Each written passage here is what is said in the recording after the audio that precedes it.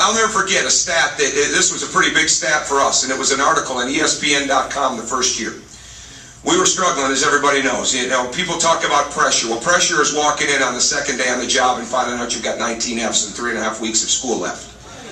Pressure is going on the road in the Big Ten with a team that's got 28 points back and one person and 8 walk-ons. That's some pressure.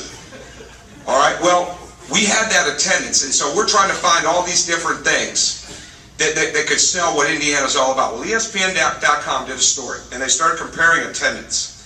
And it was really centered on, there were some national level programs at that point. In fact, Arizona State, I think at that point, was ranked 12th in the country. And I could be off on the math a little bit, but they were around 54, 56% capacity at Arizona State for the games. And they were 12th in the nation. But yet here we were, and we lost half of our student body because Indiana had always dominated, I mean absolutely dominated, the student ticket market in the country for amount of fans. And here we were, and we were around the 70s. We were getting into the 80s, and we had this team that wasn't very good. And it was a situation like that where it started to look at it nationally and say, you know what, this really matters. To these people, I mean, this is why we're going to make it. And our staff, we had a lot of hard days, and our team had a lot of hard days. And our team was young, and we were young to Indiana, and we were all in it together.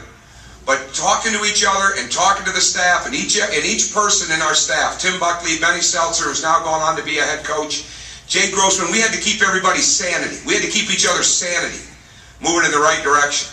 And every time we could look at that crowd, every time we could look at that support, every time we could see former players come back in that building, all right, every time we could see a former player call and ask, what time are you practicing? We just want to come up and support the team. Calbert Chaney came back 6 times on his own dime. Now, he made about 35, 40 million. He's got a lot of dimes, okay? But believe me, they don't make a lot of money just so they can spend it, all right? They make a lot of money so they can save it. He came back 6 times on his own dime that year. 6 times. You're looking at this and we're going to make it. We're going to get this thing turned. We're going to turn it. And it just became a matter of when, not if, in our mind.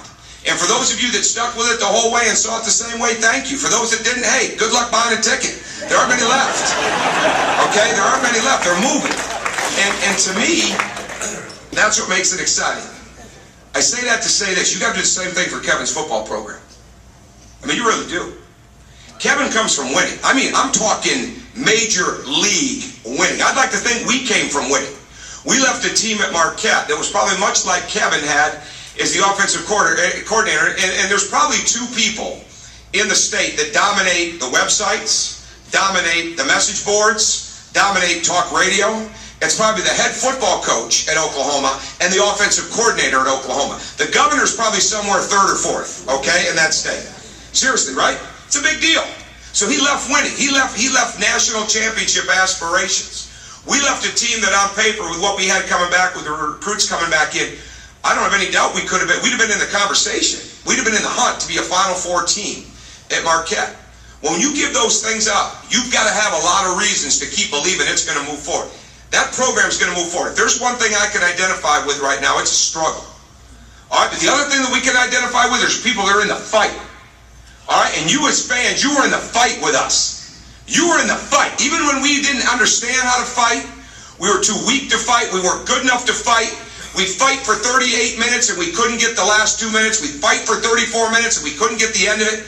We maybe didn't have the talent to match up. You were in the fight with us. It was only a matter of time before Indiana basketball became that home court advantage again. We were 10 seconds away this year from being undefeated at Indiana. 10 seconds away. We're down 9 with a minute to go against Minnesota. We get that thing cut to 1. Okay? We made a couple of plays, but it was people like you that were making that happen. Football's got to have that. They got to have it.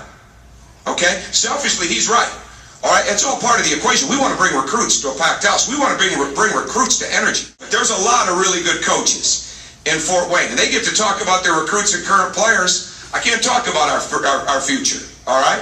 But you know we're trying to build one in this city, and you know we're trying to build one in this region, in this community, and we're going to do it. We're going to do it. Well, guys like Todd who have done it, guys like Kurt who are going to do it, guys like Kevin who got a couple guys and they need to do it, we've got to have it. We've got to have that energy up in this town.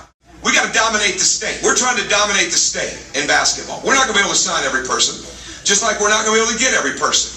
But we're going to be in the fight with it. We're going to be in the hunt. If we were looking at our record and saying, well, you know what, Cody may not want to come to this, and how are we going to recruit Yogi, and how are we going to recruit Jeremy?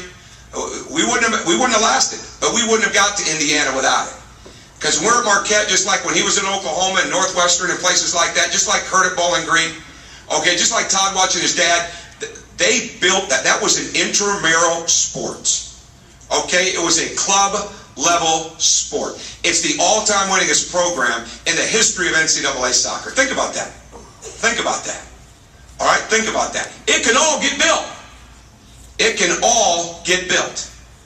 And when I watched Kevin and his staff, and we just had a couple days together. Did you talk about that? We had a gentleman in. You know, when we can cross-reference, I love cross-referencing. I mean, I have more friends in football than I do basketball. It's getting to be more that way all the time right now, you know. Losing friends every day, big deal. Okay, we're trying to win, all right? But the bottom line is, we got a lot out of it. And I'm watching this coaching staff, and I'm thinking about those rings, and I'm thinking about where they came from. It's only a matter of time. It really is. It's only a matter of time. But my brother-in-law now, who's with the 49ers and who built Stanford, Jim Harbaugh, makes a great line. Sounds really simple, but maybe sometimes it's just this way. He said he's learned, you know what, you want a better team? Get better players. And there's a lot of things that go into it, and that's what they've got to do. They've got to keep getting, they've got some good, I mean, they're going to build it up. They're going to build it up. They're doing a great job with the GPA, okay? But they didn't walk into a stacked deck. They didn't walk into an environment that Urban Meyer walked into. They didn't walk into it, Brady Hoke. I mean, Rich Rodriguez can coach. Okay, and Brady Hoke, the first job you had was for my father-in-law at Western Michigan. He's an excellent coach.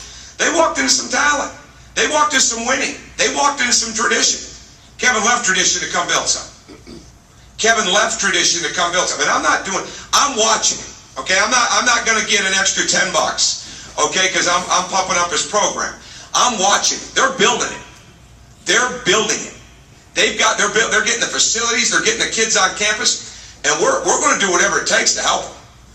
Whatever it takes. Now, I don't want to. You know, I'm not into the 2 stars and the 3 stars and the 4 stars and the 5 stars. I'm into who can help elevate that program. Any chance we get to help advance their program, we're going to do it. You know what? You need to too, just like you've done for us. Just like you've done for us.